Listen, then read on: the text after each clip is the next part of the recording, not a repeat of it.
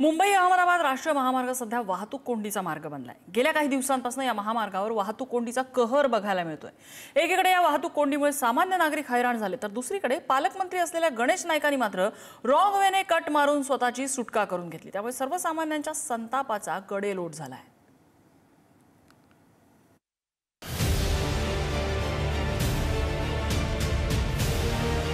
मुंबई अहमदाबाद राष्ट्रीय महामार्गावर गेल्या काही दिवसांपासून वाहतूक कोंडीचा कहर पाहायला मिळतोय।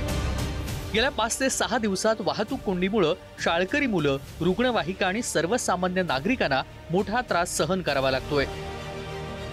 ठाणे ते घोडबंदर रस्त्यावरील गायमुख येथे रस्त्याच्या दुरुस्तीचं काम सुरू असल्यानं महामार्गावर प्रचंड वाहतूक कोंडी होतीये आणि याच कालावधीत अवजड वाहनांना बंदी असली तरी मात्र मोठ्या प्रमाणात अवजड वाहनं शिरल्यानं वाहतूक कोंडीत आणखी भर पडू लागली आहे।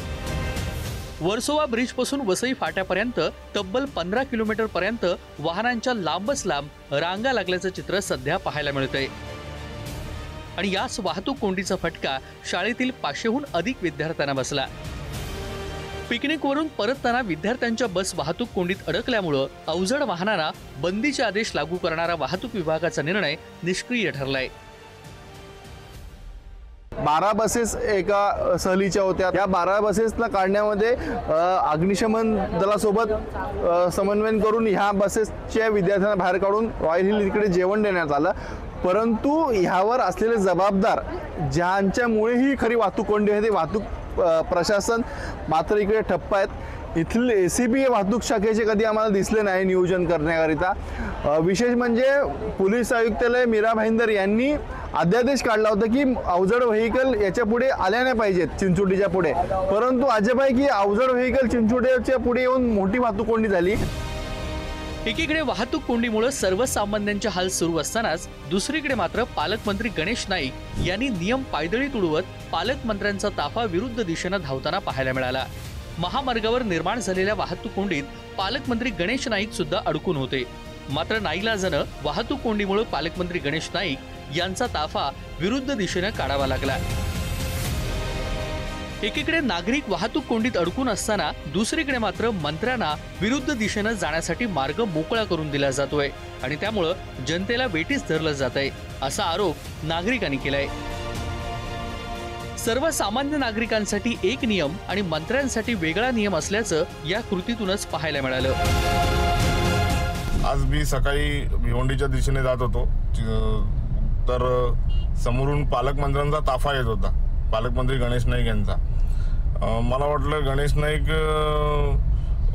गाडीतून उतरून ती ट्रॅफिक क्लिअर करतील, पण काहीतरी झालंच उलट। हे म्हणजे ह्यांनी रॉंग साईड येऊन त्यांच्यासाठी ट्रॅफिक क्लिअर करत होते, नागरिकांसाठी नाही। हे पालकमंत्री आहेत की कोण आहेत देव जाणे।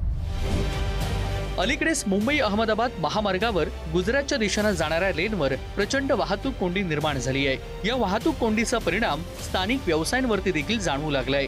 वृत्तपत्र वितरण, दूध पुरवठा आणि सोबतच फळभाजी विक्रेत्यांना यामुळे मोठा फटका बसतोय।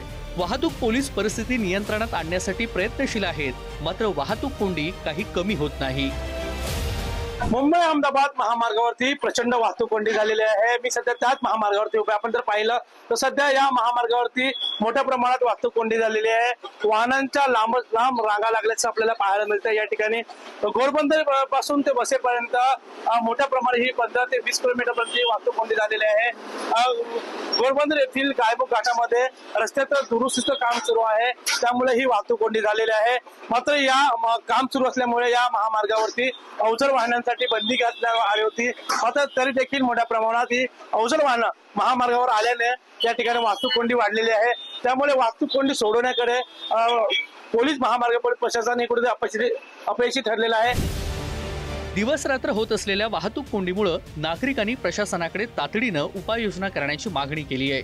दरम्यान काही दिवसांवरती दिवाळीचा सण येत असताना नागरिकांनी प्रश्न उपस्थित केलाय की अशा परिस्थितीमध्ये दिवाळीच्या काळात प्रवास कसा होणार असा प्रश्न सध्या नागरिकांनी उपस्थित केला। दैनंदिन प्रवासी आणि वाहनचालक वाहतूक कोंडीमुळे वैतागलेले असून महामार्ग प्रशासन आणि स्थानिक प्रशासनाच्या नियोजनावरती प्रश्नचिन्ह निर्माण झाले आहेत। ब्युरो रिपोर्ट, पुढारी न्यूज।